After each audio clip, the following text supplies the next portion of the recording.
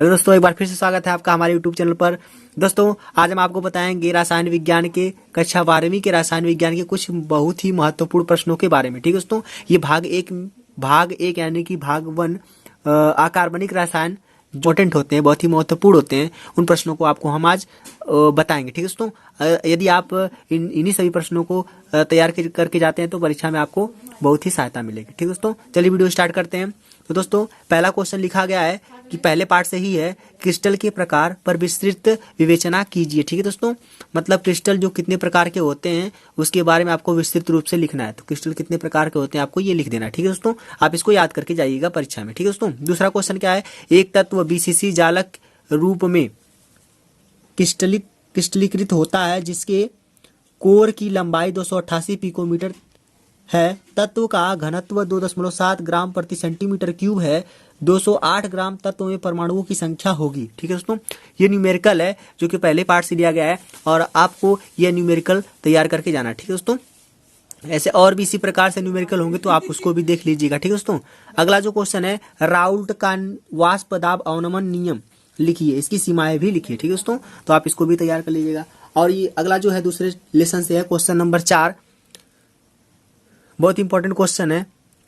72 ग्राम जल और 92 ग्राम ethyl alcohol के मिश्रण में दोनों का मोल प्रभाज या मोल अंश ज्ञात कीजिए। ठीक है दोस्तों, मोल प्रभाज आपको ज्ञात करना है। अगला जो क्वेश्चन दिया गया है अथवा करके उसी में है, 9 ग्राम ग्लूकोज C6H12। ठीक है दोस्तों, H12 को 500 ग्राम जल में घोला गया है, 1.013 बार दाब पर विलयन का क्वथनांक ज्ञात कीजिए। दोस्तों, ये बहुत ही इंपॉर्टेंट क्वेश्चन है और ये जल के लिए इतना इसका स्थिरांक है, क्वथनांक स्थिरांक है। ठीक है दोस्तों, तो आपको ये क्वेश्चन बहुत ही ज्यादा इंपॉर्टेंट है, परीक्षा में बहुत ज्यादा बार पूछा जाता है, तो आप इसको तैयार कर लेंगे। ठीक है दोस्तों, क्वेश्चन नंबर 5वां जो है, परासरण दाब एवं विसरण में क्या अंतर है स्पष्ट करें। ठीक है दोस्तों, परासरण और विसरण में क्या अंतर है उसको आपको देख लेना। और ये जो अगला क्वेश्चन है, कोलराउस का नियम तथा फैराडे का नियम, ये दोनों को अलग अलग आपको याद करना है। कोलराउस का अलग याद करना है, फैराडे का अलग आपको याद करना है। ठीक है दोस्तों, ये बहुत ही ज्यादा इंपॉर्टेंट नियम है, ये दोनों आपको बढ़िया से एकदम तैयार करके जाना है पेपर में। ठीक है दोस्तों, क्वेश्चन नंबर जो 7 है, मानक इलेक्ट्रोड तथा मानक हाइड्रोजन इलेक्ट्रोड विभव किसे कहते हैं।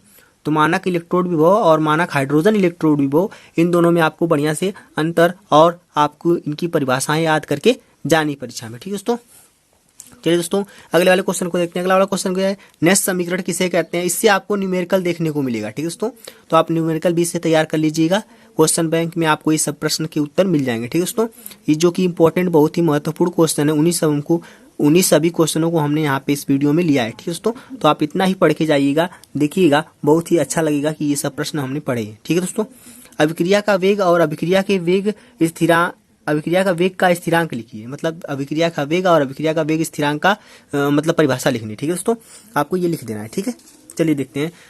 9 क्वेश्चन हो गया दोस्तों। अगला जो 10वां क्वेश्चन है वो आपको हम 10वें क्वेश्चन के बारे में बताते हैं।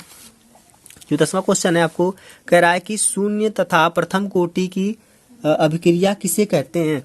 इसके लिए वेग समाकलित समीकरण भी लिखिए। ठीक है दोस्तों, तो शून्य और प्रथम कोटि की अभिक्रिया किसे कहते हैं, इसके लिए वेग समाकलित समीकरण को आपको लिखना रहेगा। ठीक है दोस्तों, ये डेरिवेशन के तौर पे रहेगा। ठीक है दोस्तों, इसमें अगला क्वेश्चन है, ग्रामा आणविकता तथा कोटि में क्या अंतर। ये बहुत ही महत्वपूर्ण क्वेश्चन है, आणविकता तथा कोटि में क्या अंतर है, अथवा अभिक्रिया के वेग को प्रभावित करने वाले कारकों पर टिप्पणी कीजिए। तो दोस्तों, ये क्वेश्चन भी बहुत ज्यादा इंपॉर्टेंट है परीक्षा की दृष्टि से, तो आप इसको तैयार कर लीजिएगा। ठीक है दोस्तों, यहाँ पे आपको केवल प्रश्न के बारे में बताया गया, तो उत्तर आपको क्वेश्चन बैंक से मिल जाएगा, जो कि आप बढ़िया से तैयार कर सकते हैं। ठीक है दोस्तों, निम्न पर टिप्पणी लिखें। ठीक है दोस्तों, जो अगला क्वेश्चन है ये निम्न पर टिप्पणी, इसमें से हालांकि इतने हमने लिखे हैं तो इनमें से 3 ही आपको लिखना रहेगा, या 3 ठो आएगा ही। ठीक है दोस्तों, मतलब 3 ठो ही इसमें से मिलेगा आपको।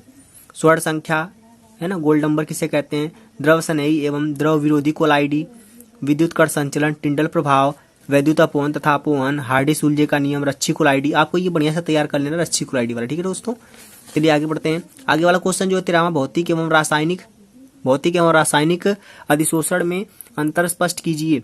हैलोजन, अगला क्वेश्चन है, हैलोजन परिवार के तत्वों की भौतिक एवं रासायनिक गुणधर्म लिखिए। हैलोजन रंगीन होते हैं क्यों? ठीक है दोस्तों, तो हैलोजन के बारे में आपको बढ़िया से पढ़ लेना है कि हैलोजन के गुणधर्म क्या होते हैं। हैलोजन जैसे ऊपर से नीचे आने पर कैसा रासायनिक गुण दिखाते हैं, कैसा भौतिक गुण दिखाते हैं।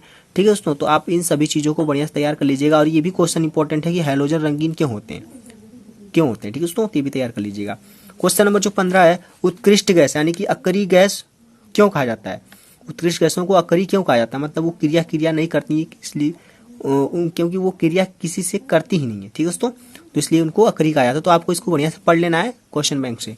अगला वाला क्वेश्चन 16वां, NF5 नहीं बनता जबकि NF-PF5 ज्ञात है, इसलिए तो आप इसको समझाइए कि कैसे ये हो रहा है। ठीक है दोस्तों, मतलब नाइट्रोजन पेंटाफ्लोराइड नहीं बनता है जबकि फास्फोरस पेंटाफ्लोराइड बन जाता है। तो ये आपको याद करना है कि कैसे होगा। ठीक है दोस्तों, अगला क्वेश्चन है, फास्फीन बनाने की प्रयोगशाला विधि का सचित्र वर्णन कीजिए अथवा सल्फ्यूरिक अम्ल के निर्माण की संपर्क विधि, संस्पर्श विधि भी कहते हैं इसको, सचित्र वर्णन कीजिए अथवा सल्फर डाइऑक्साइड बनाने की प्रयोगशाला विधि का वर्णन कीजिए। ठीक है दोस्तों, तो आपको तीनों में से तीनों को तैयार कर लीजिएगा, इनमें से कोई एक ठो जरूर आएगा। ठीक है दोस्तों, अगला क्वेश्चन 18वां, संक्रमण तत्व क्या, इनकी विशेषताओं को लिखिए। संक्रमण तत्व क्या, इनकी विशेषता का मतलब ये है कि ये किस प्रकार की यौगिक बनाते हैं, जैसे रंगीन यौगिक बनाते हैं, रंगीन आयन बनाते हैं, चुंबकीय गुण होता है इनमें। तो आप इन सभी गुणधर्मों को तैयार कर लेना। और आपको डी ब्लॉक के तत्व में आपको ये भी याद करना है कि लैंथेनाइट किसे कहते हैं, एक्टिनाइट किसे कहते हैं। ठीक है दोस्तों, तो आप इसको भी पढ़ के जाइएगा अच्छे से। ठीक है दोस्तों, लैंथेनाइट किसे कहते हैं, एक्टिनाइट किसे कहते हैं, आप इनके बारे में बढ़िया से पढ़ के जाइएगा।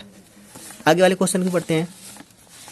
क्वेश्चन नंबर जो है 18 के बाद आपको क्वेश्चन नंबर जो मिलेगा क्वेश्चन नंबर 19। ठीक है दोस्तों, तो निम्न को परिभाषित करें। उप सहसंयोजन संख्या, संकुल यौगिक प्रभावी परमाणु क्रमांक।